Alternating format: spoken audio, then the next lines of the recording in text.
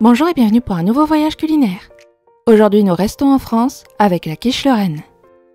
Pour ce plat, vous aurez besoin d'un faitout, d'une fourchette, de film alimentaire, un rouleau à pâtisserie, un plat à tarte, du papier cuisson, des pois, une planche, un couteau, une casserole, une écumoire, une poêle et une spatule.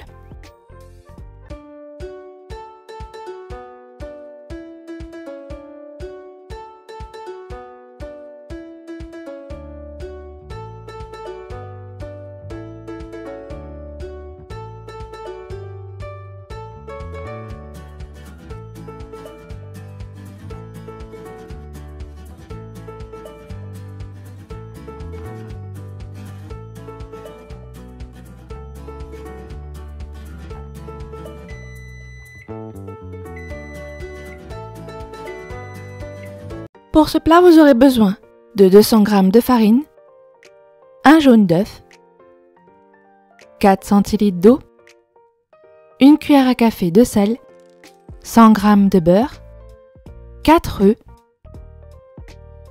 25 centilitres de crème liquide, 50 centilitres de lait, 200 g de lardons, 60 g de gruyère râpée, du sel et du poivre. Je vais vous montrer ici comment on récupère un jaune d'œuf très facilement. On le casse comme habituellement au-dessus d'un récipient pour pouvoir récupérer le blanc qui va tomber d'un coup. Et on met tout simplement l'œuf à l'intérieur de la main. Le jaune va naturellement rester entre vos doigts alors que le blanc va couler. On peut maintenant préparer notre pâte brisée. Ici on fait une pâte brisée salée, il n'y aura donc pas de sucre. On mélange tout d'abord notre farine avec le sel pour être sûr que le sel soit bien réparti. Et ensuite, on va incorporer notre beurre. Attention, il faut que le beurre soit pommade. Il faut donc qu'il soit sorti au moins 2 heures à l'avance ou passer un peu au micro-ondes. On ajoute également le jaune d'œuf et un peu d'eau. Ce sont les seuls ingrédients qu'on va mettre dans notre pâte brisée. Et on va incorporer tout doucement la farine dans le beurre. Le beurre va fondre légèrement du bout de vos doigts et va former petit à petit une pâte. Attention à ne pas pétrir la pâte brisée. Si vous pétrissez, vous allez faire fondre le beurre plus que nécessaire et vous n'obtiendrez jamais un pâton. On y va donc doucement d'abord du bout des doigts, on appuie tout de même un petit peu pour aider et au bout d'un moment, vous allez voir une boule se former. On va ensuite réserver notre boule de pâte pendant 1 heure au frais et pour ça, on la filme au contact pour être sûr qu'il n'y ait pas de croûte qui se forme.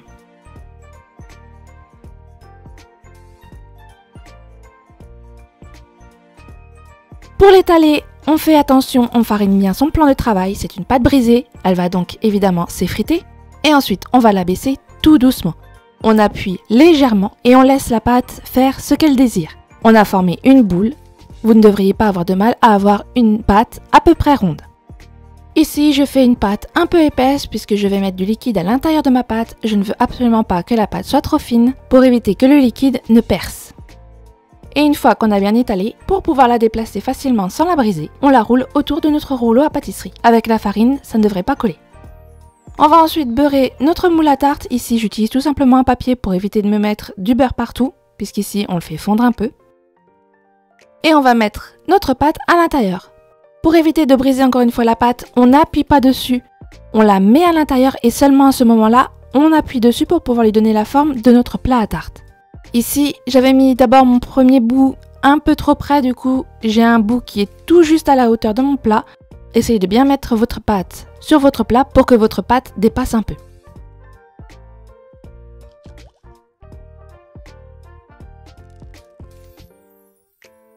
Et enfin, on coupe tout le long en donnant des coups rapides avec la lame pour que la pâte cède sans se déchirer.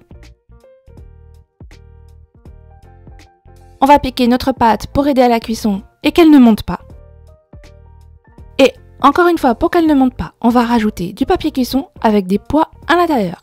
Ici, ce sont tout simplement des pois de cuisine, mais vous pouvez mettre des haricots. Et on répartit bien pour être sûr que la pâte ne gonfle pas. On va préchauffer notre four à 180 degrés. Et on va enfourner pour 15 minutes.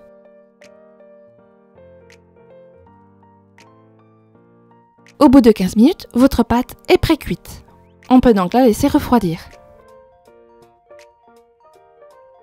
On retire nos pois et on regarde si notre pâte est à peu près sèche. S'il n'est pas sèche, pendant qu'on continue à préparer la suite, n'hésitez pas à remettre votre pâte à l'intérieur du four éteint.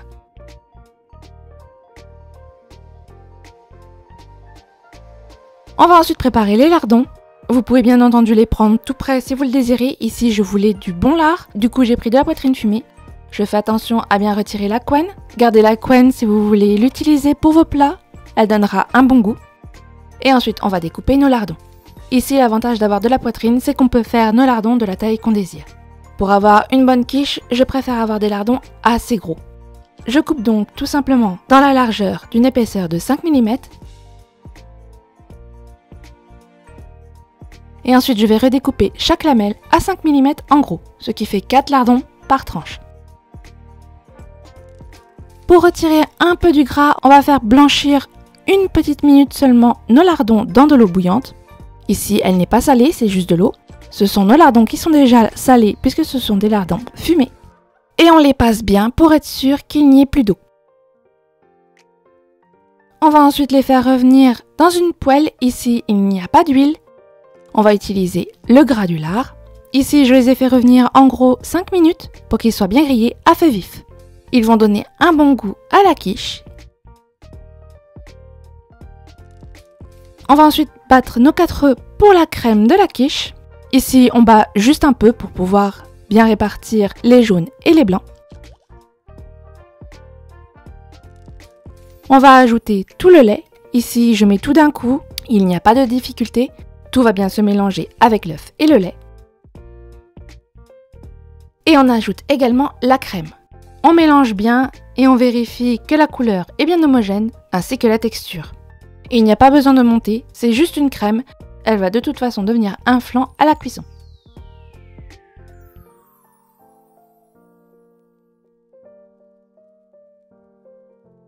On va agrémenter avec du sel et du poivre. On remélange bien. Et pour la suite de la crème, attention, si vous désirez une vraie quiche lorraine, il n'y a pas de fromage. Vous pouvez donc vous arrêter au sel et au poivre et mettre tout dans votre pâte. Nous, on a l'habitude de mettre un peu de fromage pour agrémenter un peu notre quiche lorraine. Donc je mets un peu de fromage mais pas trop.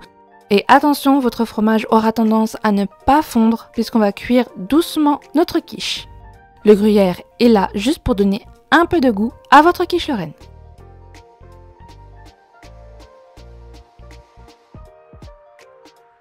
Lorsque le mélange est bien réparti, on va pouvoir mettre nos lardons dans le fond de notre tarte. On essaye de bien les répartir pour être sûr qu'il y ait bien des lardons dans chaque part de notre quiche.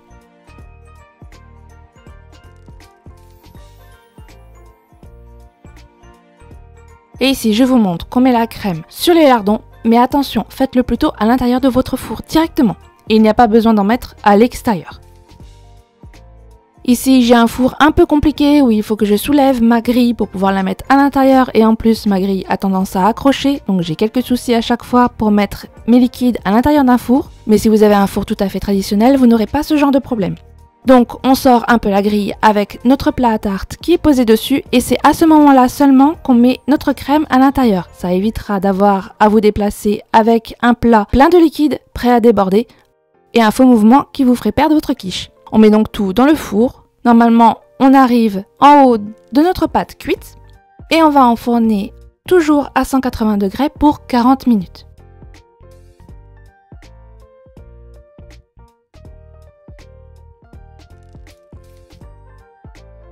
Au bout de 40 minutes, votre quiche est prête. Normalement, le flanc à l'intérieur ne devrait plus trop bouger. La texture est assez figée.